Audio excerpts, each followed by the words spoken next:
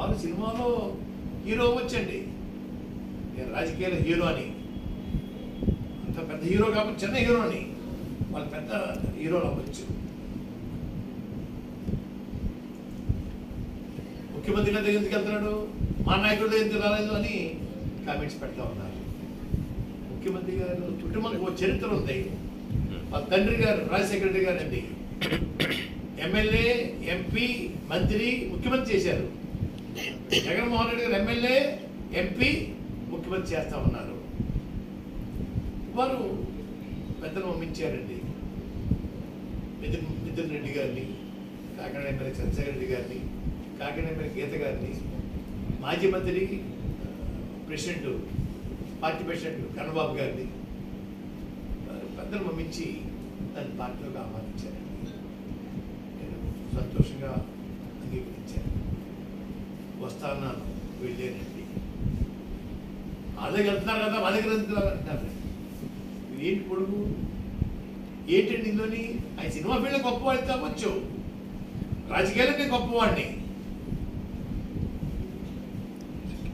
గతంలో చంద్రబాబు నాయుడు గారండి లోక్సభ స్పీకరు బాలయ్య గారిని, అసెంబ్లీ స్పీకర్ రామకృష్ణ గారిని, ప్లానింగ్ బోర్డు వైస్ చైర్మన్ బొడ్డు బసవరామారావుని పంపించి నన్ను ఆహ్వానించాను. చంద్రబాబు నాయుడు దగ్గరికి వెళ్ళానండి. రాజకీయంలో ఆయన పట్టిపోయి ఉన్నాడు, వారింటికి వెళ్ళాను. రాజీవ్ గాంధీ గారి ఆహ్వానం మేరకు రాజీవ్ గాంధీ గారు ఢిల్లీని కలిశానండి. రాజకీయ నాయకుడిని రాజకీయాన్ని గౌరవిస్తారండి.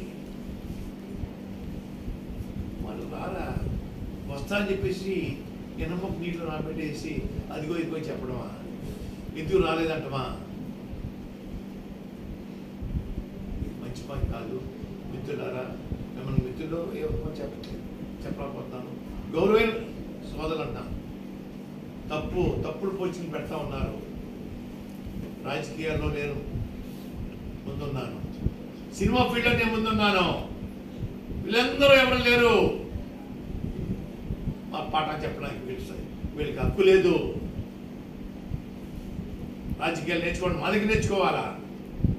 ఇంకో విషయం చెప్తానండి, సరే దర్శకులు 4వ సైజు కూడా ఇద్దాం అనుకున్నాను సార్, వద్దులేని చెప్పి మానేశాను సార్.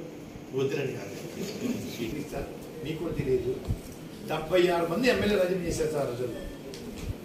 అందులో మా తండ్రి గారు ఇండిపెండెంట్ ఎమ్మెల్యే, వారు రాజీనామా చేశారు సార్. ఎంతోమంది ప్రాణాల త్యాగం చేశారు. ఎంతోమంది రైతులు భూములు దానం చేశారు సార్. 500 1000 ఇచ్చారు సార్ ఎకరాకి. పేద రైతులకి దేనికోసం ఇచ్చారు సార్?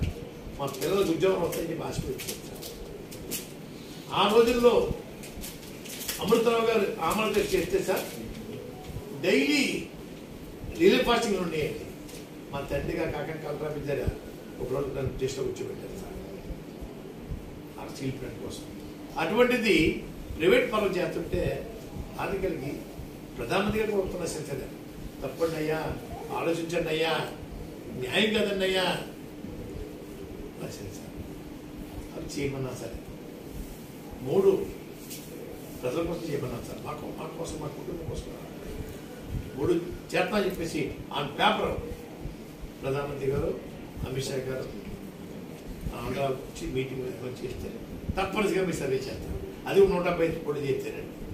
అప్పుడు జగన్మోహన్ రెడ్డి గారు క్షమించండి అయ్యా, మీరు పిలుపు నేను తెలిసేస్తున్నాను చెప్పుకుంది సార్. చెప్పుకుందని ఒప్పిందనండి రాష్ట్ర ప్రయోజనాల కోసం. నిన్నటి మొన్నటి వరకు కూడా నాకు సలహాలు ఇచ్చారు. ఇప్పుడు అందరూ వైసీపీలోకి వెళ్ళిపోయారు. ఇప్పుడు అక్కడ సలహాలు ఇవ్వగలరని చెప్పి పవన్ కళ్యాణ్ అన్నాడు. నేనేమి సలహా ఇవ్వలేదు సార్. అది సినిమాటిక్లో ఈ రోజుకి నా ముఖం చూడలేదు ఆయన.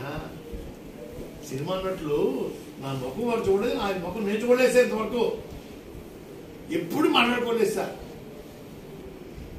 అయ్యా నేను సలహాలు ఇవ్వలేదు సార్. ముఖ్యమంత్రిగా అన్ని సలహా ఇస్తాను సార్, నాకు తోచిన సలహా ఇస్తాను సార్. ప్రజల సంక్షేమం కోసం, అభివృద్ధి కోసం ఏమైనా ఇస్తాను సార్, చెప్తాను సార్. చెప్పి మంచి పరిపాలన అందించడం కోసం, రామరాజ్యం స్థాపించడం కోసం, 30 సంవత్సరాలు వాళ్ళ సీట్లో ఉండేలాగా, 30 సంవత్సరాల పాటు ఈ ముఖ్యమంత్రి సీట్ కోసం ఎవరు చూడకుండా ఉండేలాగా సవాలు ఇవ్వాలని ఆలోచనతో ఉన్నాను సార్. ఆలోచన ఉన్నాయి సార్, ఇస్తాను సార్. కోరికలు లేకుండా వెళ్ళని చెప్పారు సార్ తమకి. ఏమి కోరికలు లేక